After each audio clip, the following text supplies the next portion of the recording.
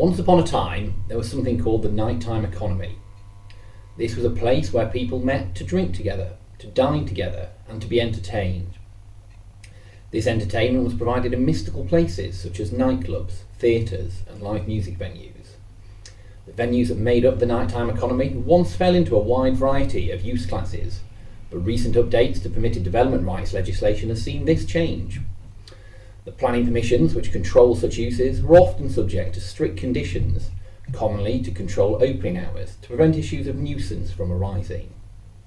The principal important policies for determining applications for such uses were often also concerned with nuisance. Other policies sought to protect the nighttime economy, some by recognising its venues as important community facilities, others by creating the principle of agent of change. Many of the issues that once concerned the nighttime economy, and should it ever return, will concern it again, can be seen by considering two turtles and a dove.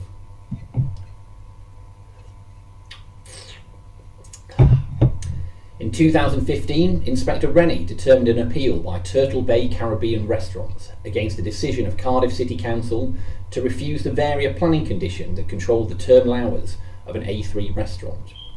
The original permission prevented the restaurant from opening beyond 2300 hours, and Turtle Bay wished to extend this to 12:30 during the week and 1:30 at weekends.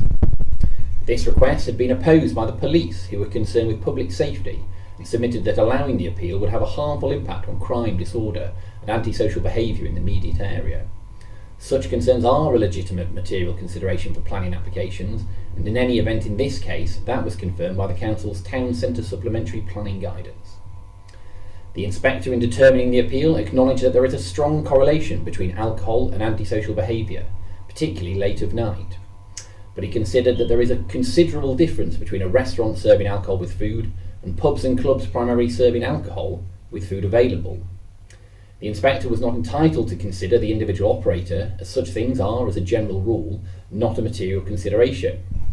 But here he was having regard to different types of use, which clearly is material. Ultimately, the inspector was of the view that certain types of premises that operate at night can make a positive contribution to the local area. Here he found the proposed use would have a distinctly different character and tone, would be to a degree self-regulating, and would make a positive contribution to the vitality and viability of this part of the street. And so he allowed the appeal.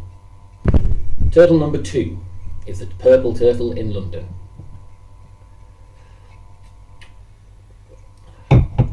The Purple Turtle were one of a number of premises who'd made representations opposing a planning application by the Hope and Anchor Public House for a change of use from public house to alternative uses as either retail or estate agents' offices and residential.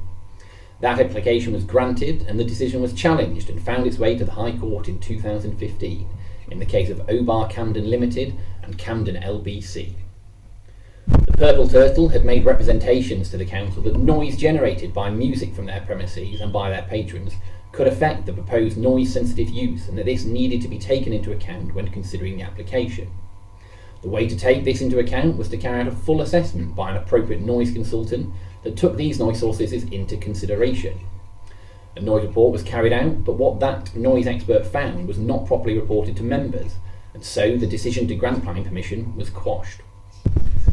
The rights of premises such as the Purple Turtle are now protected by the agent of change principle in the NPPF, which requires that new development should not result in unreasonable restrictions being placed upon existing businesses.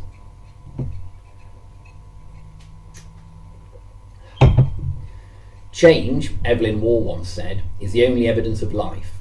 One of his old haunts, the Fairview Inn in Llandúlas, was the subject of litigation in Thompson and Conway County Borough Council in 2019.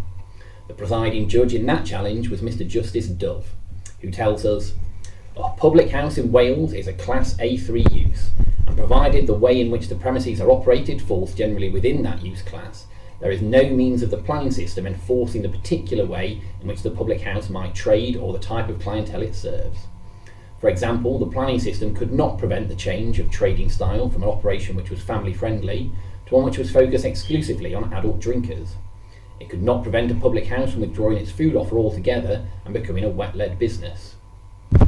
We should note that simply because such concerns are beyond the scope of the planning system, that does not mean they are free from regulation. That is where the licensing system comes into place, but that is a Christmas treat for next year. So there we have it. Two Turtles and a Dove gives a simple overview of how planning affects the nighttime economy. Merry Christmas. Cheers!